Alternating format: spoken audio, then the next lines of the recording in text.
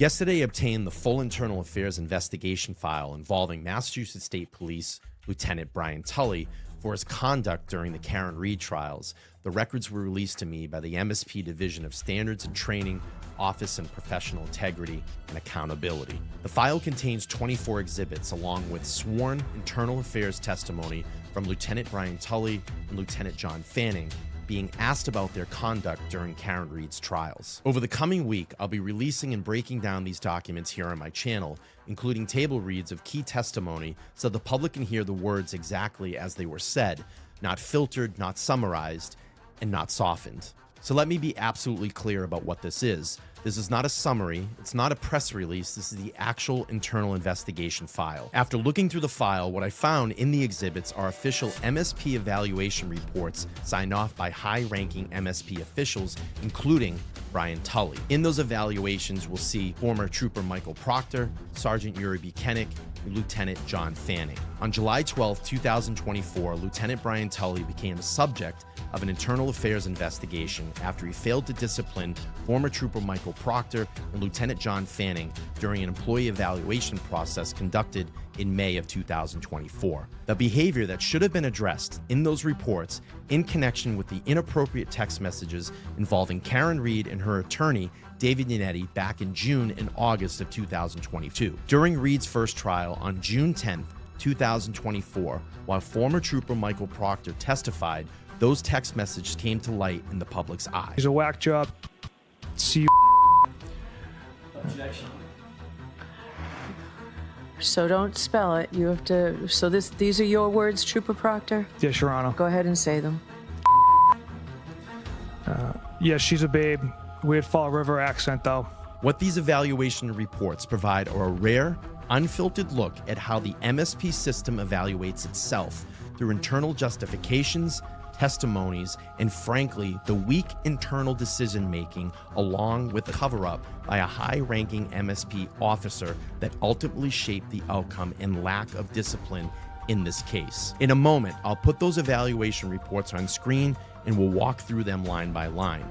And as you watch, I want you to keep in mind what these officers said in that text chain about Karen Reed and David Yannetti, because when you compare the language to how high-ranking MSP officers rated conduct and integrity of these officers involved, the disconnect is staggering and criminal.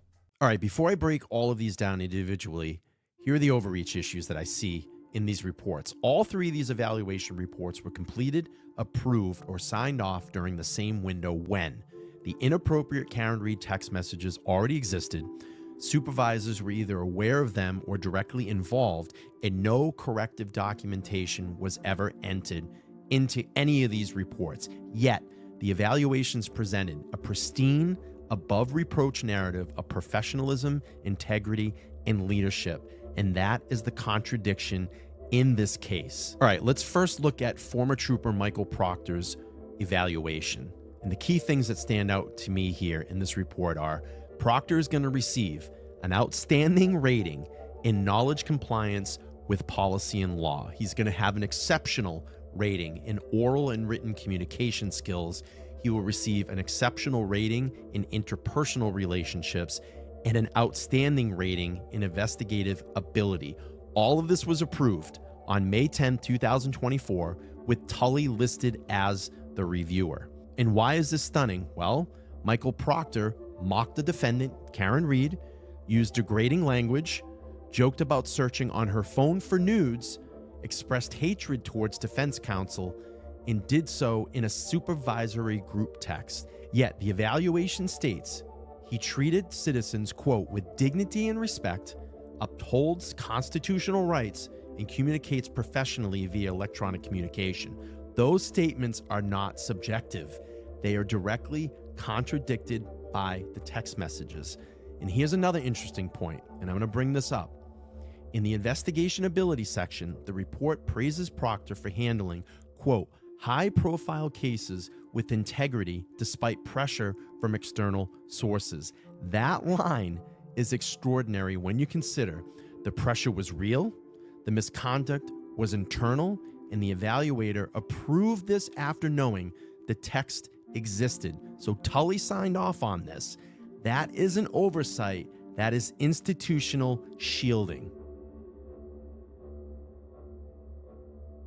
All right, let's take a look at Sergeant Yuri Bukhenik's evaluation. The key ratings that stand out are Bukhenik receives outstanding across nearly every category, including supervisory skills, leadership and motivational skills, interpersonal relationships, and policy compliance. This report was completed by Lieutenant Brian Tully himself and approved on May 6, 2024.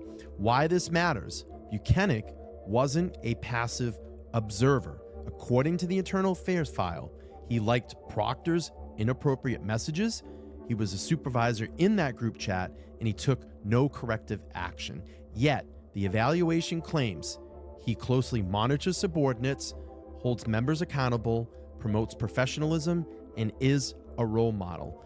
That is ridiculous. So let's take a look at this interesting point, and I'm going to highlight it on the screen. The supervisory skills section praises Bukhenik for utilizing EES to document subordinate performance. That's critical because no negative documentation exists for Proctor during this period. The evaluation praises him for doing the very thing the IA later says did not happen. That's not a gray area, that's a factual contradiction. All right, and finally, let's look at Lieutenant John Fanning. And the key ratings that stand out: Fanning receives outstanding in every category, including policy compliance, communication, leadership, and management ability. The evaluation's published on May 6, 2024, and it's completed by Lieutenant Brian Tully. So why is this one subtitle but important? Unlike Bukhenik, IA ultimately did not sustain misconduct findings against Fanning. That's a huge problem. However, Fanning was part of the group chat. He did not intervene, he did not document concerns, and he did not escalate or discipline. The evaluation praises him for monitoring emerging problems, addressing issues before escalation, and fostering accountability. Yet, by his own testimony, no corrective action occurred. And let's pull up this interesting point. I'm going to put this on the screen. The evaluation emphasizes Fanning's role in courtroom security and trial coordination. This matters because he was embedded in the Karen Reed trial environment, he had awareness of reputational risk, and still did not document anything. This reflects a culture of contamination, not correction. So when you put all these three evaluations side by side, a pattern emerges. Misconduct exists, awareness exists, and documentation does not follow. Instead, a system produced glowing performance reviews that contradicted the known facts. These reports weren't written in a vacuum. They were written by people protecting the chain, not the public. And when Lieutenant Tully later admits that these ratings would not have been appropriate had the information been public, it confirms what the documents already shown. The evaluations weren't honest reflections of the performance. They were damage control. And this is why these documents matter, not because of rumors, not because of commentary, but because when you put the text messages, the testimony, and the evaluation report side by side, the story tells itself. These weren't mistakes. They were choices, and they were choices that were signed off on by high-ranking officers. Over the next coming days, I'm going to continue to break down all the remaining exhibits. I'm going to walk through the testimony line by line and put together documents on screen so you can see exactly what happened in this situation. Please make sure to like, share, and subscribe. I hope you liked this video today. Leave a comment down below and let me know what you think, and I'll see you on the next one. Take care.